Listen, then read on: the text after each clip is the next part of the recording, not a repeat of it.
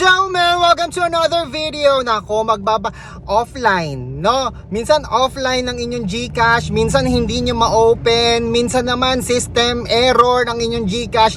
In short, meron kayong amount due sa GLoan o kaya naman sa GGives, kaya lang hindi ninyo mabayaran. Ang palaging tanong sa atin, ladies and gentlemen, paano pa pwedeng makapagbayad ng GLoan o kaya ng GGives over the counter? So ngayon, andito tayo sa PeraHub. Ang PeraHub kasi ay merong bayad center. Ano po, ito po yun, oh.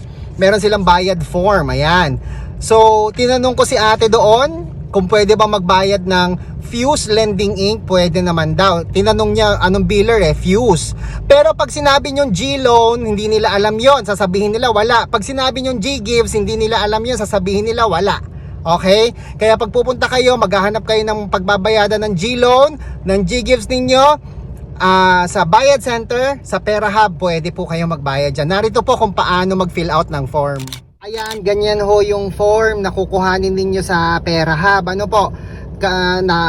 Dito sa ibabaw, biller, ang ilalagay po ninyo dyan, Fuse, F-U-S-E.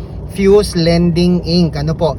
Tapos yung account reference number, tinanong ko si ate kanina dun sa loob, ang account number para sa Fuse Lending Inc. palagi pong nagsisimula sa 09. At ibig sabihin ito yung inyong GCash number yung 09 nagsimula. Tapos account name, yung pangalan po ninyo.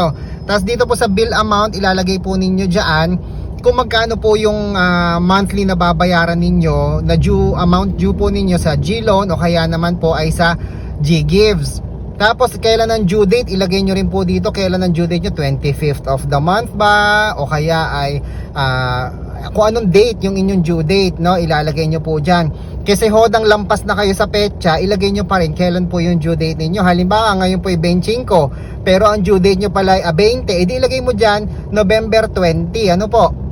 Tapos sa baba naman, government contribution, wala na kayong ilalagay dyan kasi hindi naman yan government.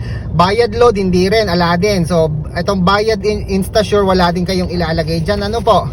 Tapos account name pala, wag nyo kalimutan dito sa taas yung inyong pangalan. Tapos dito po sa baba, wala na, dito na sa baba yung pangalan po ninyo, yung address, yung mobile number, tapos email, tapos signature over printed name. Yan po ilalagay ninyo sa yan po ibibigay ninyo sa bayad center. Dito po sa amin may bayad center sa pamamagitan po ng PeraHub. Yan, dito po ako unang nagbayad ng aking nung offline po yung GLoan tsaka GCash. Dito po ako nagbayad ng aking GLoan amount due. Nag-post naman po after 24 hours. Sabi ng GCash 2 to 3 days daw po, pero sa karanasan ko 24 hours lamang na-post na po yung aking payment. Ano po? Sa PeraHub. Pagka kayo po yung magbabayad dito po sa Bayad Center sa PeraHub, wag po ninyo sasabihin GLoan o kaya GGives kasi hindi po nila alam yon. Ang sasabihin po ninyo Fuse Lending. So mga kaibigan, sana nasagot ang tatulungan ko po kayo sa pamamagitan ng video ito. Kung natulungan ko kayo, please pa-like naman, pa-subscribe naman po para po madagdagan pa yung ating mga subscription, and at the same time ma-update po kayo sa mga bagong videos na may kinalaman po sa inyong GCash, sa inyong GGives, sa inyong GLoan. Okay po ba yon? Maraming salamat po. Ako kung ayaw nyo namang i-like, edi okay lang naman po, wala namang problema yan.